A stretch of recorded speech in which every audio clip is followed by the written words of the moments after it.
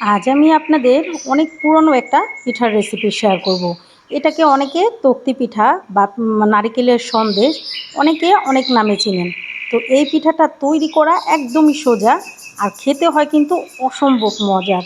শুধুমাত্র 2 থেকে 3টা উপকরণ হলেই কিন্তু মজাদার এই তক্তি পিঠাটা আপনারা যখন মন চায় মেহমান আসার আগ মুহূর্তে কিন্তু তৈরি করে নিতে পারেন। সবারই কিন্তু ভীষণ পছন্দ। আসসালামু আলাইকুম viewers, welcome to my channel Roksana cooking show. চলুন তাহলে দেখে নেওয়া যাক কীভাবে এই মজাদার তক্তি পিঠাটা তৈরি করতে হয়। প্রথমে একটা পাত্র নিয়ে নিয়েছি, আর তার মধ্যে দিয়ে দিচ্ছি 1.5 কাপ শুকনো চালের গুঁড়া।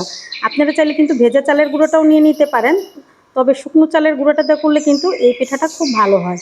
তো আমি একটু নেড়ে চেড়ে এটাকে হালকা একটু ভেজে নেব, কোনো রকম কালার করে ভাজবো না, যাতে সুন্দর একটা ফ্লেভার আসে সেজন্য কিন্তু এই চালের গুঁড়োটা আমি ভেজে নিচ্ছি। আপনারা যদি ভেজা চালের গুঁড়া দিয়ে করেন তাহলে কিন্তু 1.5 কাপ চালের গুঁড়ো নিলে এটা ভেজে নিলে কিন্তু 1 কাপের মতন হয়ে যাবে। তো আমি বেশ কিছু সময় এটাকে মিডিয়াম টু লো ফ্লেমে অনেকটা সময় ধরে কিন্তু ভেজে নিয়েছি। আর দেখুন এখন কিন্তু অনেকটা ঝরঝরে হয়ে গেছে এই চালের গুঁড়াটা, এই দেখুন। তো আমি কিন্তু বাজারে কেনা শুকনো চালের গুঁড়া যে প্যাকেটটা পাওয়া যায় সেটাই কিন্তু নিয়েছি। তো আমার ভাজা হয়ে গেছে, এখন আমি একটা বাটির মধ্যে সম্পূর্ণ চালের গুঁড়াটা ঢেলে নিচ্ছি, এই দেখুন। তো এক সাইড করে এটা আমি রেখে দিচ্ছি। অন্যদিকে আরেকটা পাত্র আমি চুলায় বসিয়ে দিয়েছি, আর তার মধ্যে দিয়ে দিচ্ছি 1.5 কাপ নারকেল কোড়া। তো নারকেল কোড়াটাও কিন্তু মিডিয়াম টু লো ফ্লেমে আমি বেশ সময় ধরে ভেজে নিয়েছি।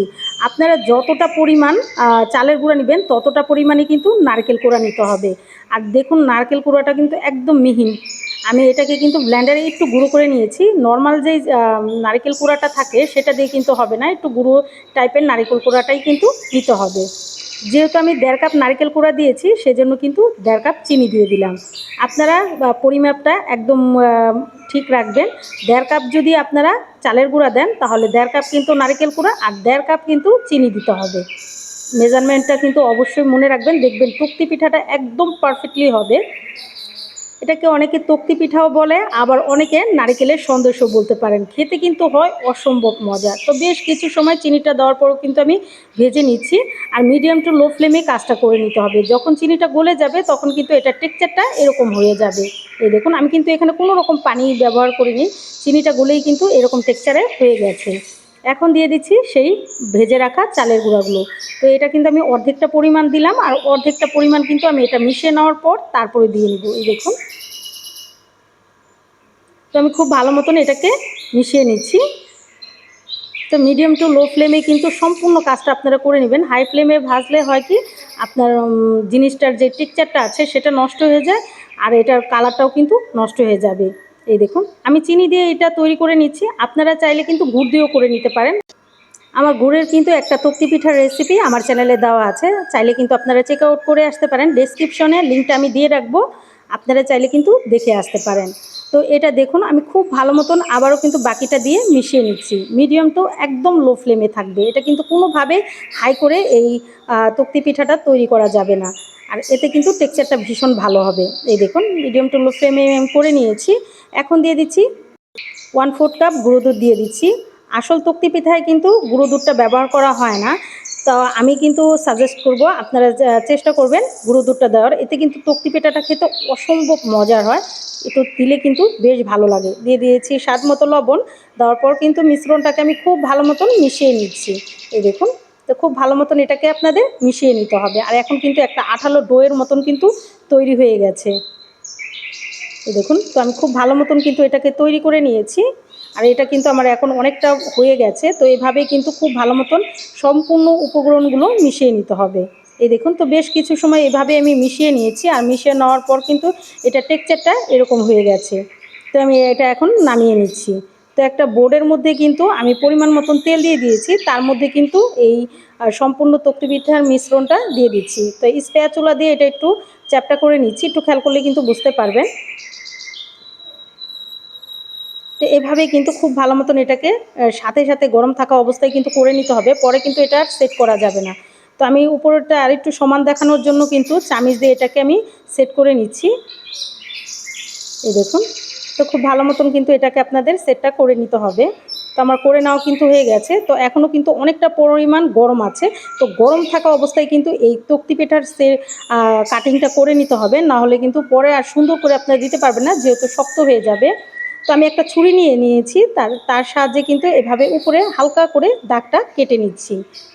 তো আমি ছুরি দিয়ে কাজটা করছি। আপনারা চাইলে কিন্তু যে কোনো কুকি কাটার বা যে কোনো কাটার দিয়ে কিন্তু এটা ডিজাইন করে কাটতে পারেন, বা সন্দেশের যে কাটারগুলো আছে সেগুলো দিয়ে কিন্তু এটা কাটা করে নিতে পারেন, কোনো সমস্যা নেই। যাদের কাছে এগুলো কোনো কিছুই নেই তারা চাইলে কিন্তু এই ছুরি দিয়ে এই ডিজাইনটা করে নিতে পারেন, দেখতে কিন্তু ভীষণ সুন্দর লাগবে। এই দেখুন, তো আমি লম্বা বরাবর কিন্তু এই ডিজাইনটা করে নিচ্ছি। তারপরে কিন্তু এক সাইড থেকে এভাবে আবার টান দিয়ে এটা করে নিতে হবে। এই দেখুন, তো এইভাবেই কিন্তু আমি সম্পূর্ণ ডিজাইনটা করে নেব। আর একদমই ইজি, এটা দেখতে যেমন সুন্দর হয়, খেতে কিন্তু হয় অসম্ভব মজার। আপনারা চাইলে কিন্তু মাস জুড়ে নর্মাল ফ্রিজে সংরক্ষণ করে খেতে পারেন। বাসায় যখনই মেহমান আসবে তখনই কিন্তু এটা তৈরি করে দিতে পারেন। সবাই কিন্তু বারবার এই রেসিপিটা জিজ্ঞাসা করবে আর বলতে চাইবে এটা কি দিয়ে তৈরি করেছেন, এতটা মজার হয়। এই দেখুন, তো আমি কিন্তু সম্পূর্ণটা কেটে নিয়েছি।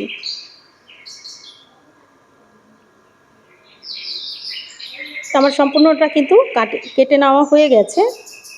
এই দেখুন, এখন আমি এটাকে একটা সাইজ অনুযায়ী কেটে নেব। আপনারা আপনাদের পছন্দ মতন কিন্তু যেই রকম ইচ্ছা কাটটা করে নিতে পারেন, কোনো সমস্যা নেই।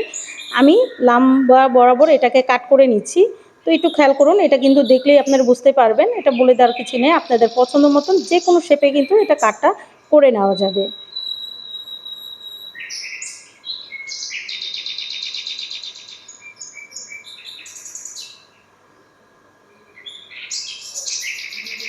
তো আমি সম্পূর্ণটা কিন্তু কাট করে নিয়েছি।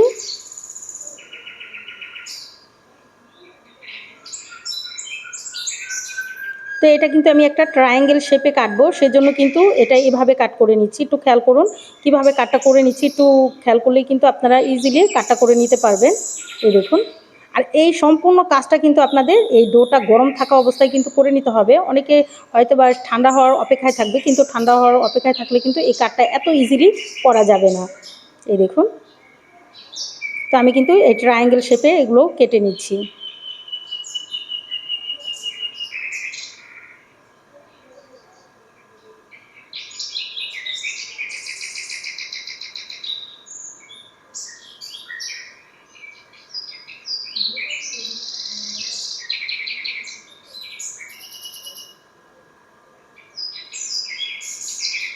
তো সম্পূর্ণ পিঠাটাই কিন্তু আমি এভাবে কাট করে নিচ্ছি।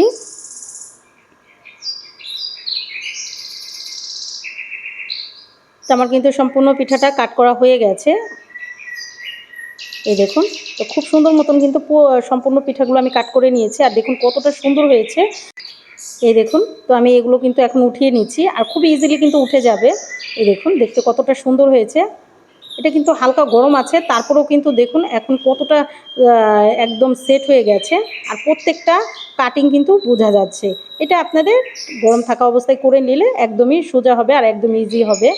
এই দেখুন, তো সবগুলো উঠিয়ে নিচ্ছি আমি। তো খুব সহজে কিন্তু উঠে যাবে, কোনো রকম ঝামেলা নেই। তো আমি একটা প্লেটের মধ্যে সার্ভ করে নিয়েছি। তো একটা আমি আপনাদের ভেঙে দেখিয়ে দিচ্ছি কতটা সুন্দর হয়েছে আর কতটা লোভনীয় হয়েছে এই তক্তি পিঠাগুলো।